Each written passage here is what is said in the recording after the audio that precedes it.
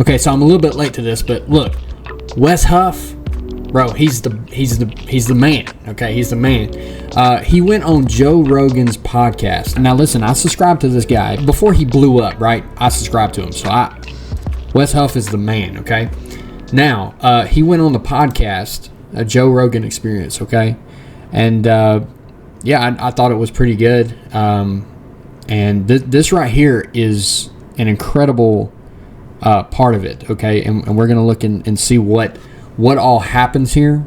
Okay, now just listen to what Joe Rogan's what he thought. Okay, his initial reaction after the fact at the very end of the video. Okay, here we go. Hold up, guys, I got an announcement. Okay, I have a book out called The Word of Yahweh, and then the subtitle is Jesus. Okay, because Jesus is the Word of Yahweh.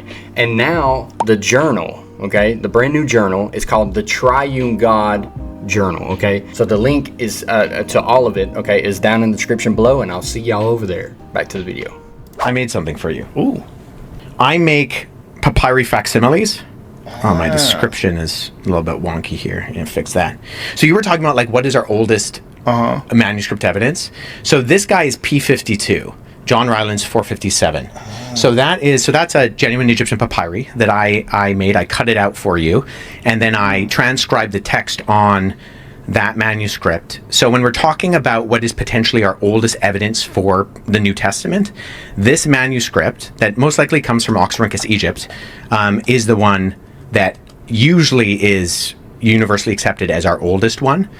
And that contains John 18, where Jesus is on trial before Pilate. Yeah, so that's the one. It's in the John Rylands Library in Manchester, England. So this is a copy of that exactly? This is exactly what it looks like? Yeah, so I cut that out on the papyri with a scalpel, and then I transcribed the text on. You did a great job, dude. And this is, you nerded out. I know. I'm for real nerded out. This is a real nerding out of. So that's actually, yeah, so that's someone else's facsimile, which is not as good as the one I made. It's not as good.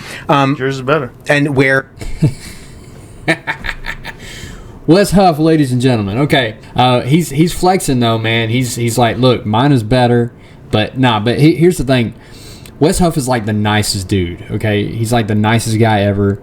And the conversation here between him and Joe Rogan is so awesome, right? Because this is a guy that actually knows what he's talking about. Okay, this guy deals with the original language, right? He deals with the original papyrus and manuscripts and all that stuff, right? So he actually goes to like Egypt and all that. So this is incredible, right? This is the guy that Joe Rogan needs to talk to, and man, I'm telling you, man, this is a gift from God right here, okay? I mean, to all of us, really, for all of us. Where Jesus is on trial before Pilate, and Jesus says, who is following the truth follows me, and on the back has the words of Pilate saying, what is truth? But so part of my research, so the reason I bring this up is because before this was discovered by C.H. Roberts in the 1940s, the convention was, because of a guy named Bauer, that the Gospel of John was 2nd century. And so he was a student of Hegel. Have you ever heard of Hegelian dialectic? So you have like a thesis, synthesis, and antithesis. Yes. So Hegel had this philosophical theory, and his student Bauer takes that and he incorporates this into history. And he says, the earliest gospel, Mark, has this very Jewish Jesus, and then the last of what I call the synoptic gospels, Matthew, Mark, and Luke. Luke has a very kind of more divine Jesus, and so he says, based on this, John is the last written one, and it combines these two where you get a very human and a very divine Jesus together. Right. And so based on this, he says that John has to be 2nd century. Well, we discover this guy, C.H. Roberts, is literally going through these piles of manuscripts in these drawers that are being like stashed away, and he finds this guy, and he sees that it's written on both sides, which is almost exclusively a Christian convention.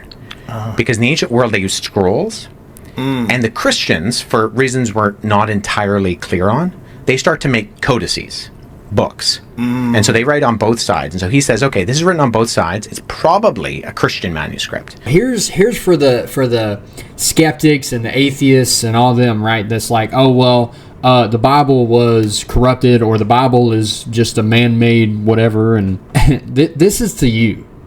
This is strictly to y'all, okay? The skeptics, right? The ones that hate on Christianity and they want to see Christianity fall, okay? And well, actually, maybe not, because they like the benefits from Christianity, you know, the cultural Christians, right? But the thing is that this right here is your historical evidences, okay? This is what it's all about, okay? Now, it's not about putting Jesus in like a little test tube and doing like this and seeing if the color changes, right? This right here is actual historical evidence, okay? This is the stuff that you see like in a museum or something like that'll actually show you the historical facts. If y'all want to know more about Wes Huff, look, go check him out, man. Okay, he knows what he's talking about, all right? So if you got a question or something like that, he's probably got an answer for it. So he sends it off to the leading paleographers, or guys who date manuscripts, and they all say this is the beginning of the 2nd century. And so there's still debate about the dating of this, but the unanimous consensus is that it's comfortably second century, potentially the beginning of the 2nd century, which means that this is found in Egypt. John is probably writing his gospel in Ephesus, so it has to be written by John, spread around, find its way to Egypt, be copied, and then end up in this manuscript. Wow. Which means that at minimum, you've already pushed the Gospel of John back into the 1st century comfortably, right, and potentially even, like, most likely into the lifetime of the eyewitnesses of these events. That's crazy. And so all of the literature up until that point from the scholarly consensus about the dating of the Gospel of John gets totally rewritten. Wow. And it's because of that guy. And because of my academic work, where I was telling you, like, in paratextual features, when we look at these tiny manuscripts and you figure out, okay, well, what does that look like on the page? Man, this guy went all out, dude. He's such a nice guy, but he wants to make his point, okay? He wants to make his point. So this is awesome, right? He's giving Joe Rogan all these historical things so he can actually look at it, touch it, right, feel it. He can actually look at it, right, and actually experience, you know, instead of just, look at what I found on my phone, you know what I mean? This is a totally different thing, okay? Hold up, guys, 1 second, okay? I just have one quick announcement, all right? I have a Patreon, okay? So if y'all want to support this ministry, this channel, right? If you like the way I talk, if you like the way I explain the Bible, I don't care what the reason is, go up on there, okay? $5 a month, right? That's all you got to do, $5 a month, okay? If you want to support this channel, go right over there. It's in the description below, and I'll see y'all over there. Back to the video. So this is, I used 2 different variations of papyri. Whoa. So you have there where P52 would have been on the page, and based on it's called codicological conventions, the spacings of the words, and the way that the size of the margin that we can see, where it would have been on the page and how big the page would have actually been. So this is like a reconstruction, and then I filled in the rest of the text in the same sort of stylistic hand of the scribes at that time, what that page would have looked like. So this would have come from what would have been essentially a pocket copy of the Gospel of John. All right, look, now listen now, okay? This is not something that you can just, you know, be like, oh, man, this is interesting, whatever. Nah, but don't skip over it. Don't be like, oh, this is boring, whatever. Look, if you skeptics want an answer, this guy's got it for you, okay? This is actual evidence, okay? This is actual, like, something that you can see, you can feel, you can touch, you can do whatever you want to. It's there, okay? It's in your hands. It's there, okay? You don't have to be like, well, there's no actual evidence, right? It's just hearsay. Okay, well, these guys actually knew Jesus, right? John actually followed and knew Jesus, lived with him for 3 years, done all the stuff, right? He's an eyewitness of all these accounts. This is what you need. That's unbelievable. That's it right there. That's so fascinating. So this is the kind of work that I do in terms of trying to figure out, okay, you have these fragments. How big would have this codex actually been? How big would have the document been?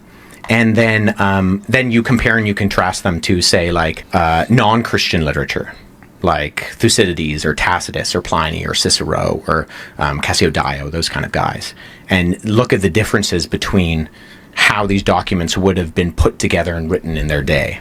God, it's so beautiful. It's just so bizarre to imagine these people writing this stuff down so long ago. It's unbelievable, and that's what it is, Joe. That's what it is. That's what happens when you get an actual historical something, right, that you can hold in your hands. That's what this is all about. Okay, this is about finding truth. Wes Huff, he's the man to do it. Okay, he is the man to do it. Protect him at all costs. Okay, I saw that in a comment. It says protect Wes Huff at all costs. Okay, and I agree. I mean, we need more people like Wes Huff that actually knows what they're talking about, not just going around flopping around and doing all this stuff. We need more people like Wes Huff, because you got so much emotionalism nowadays in Christianity and in American Christianity, and this right here proves that there's some sort of value to education, okay? Educational value. This right here is something that you can actually think about. Oh, but it's blind faith. Blind faith, you just believe without evidence, right? Faith? Nah. This right here is what you need. Faith is the substance of things hoped for, with the evidence of things not seen. That's fine. But also, Jesus said, believe on the works themselves. Okay? So that's what we're doing. We're believing on the works themselves. We're believing in the historical facts that atheists like to say there is none. Well, there you go. You got it.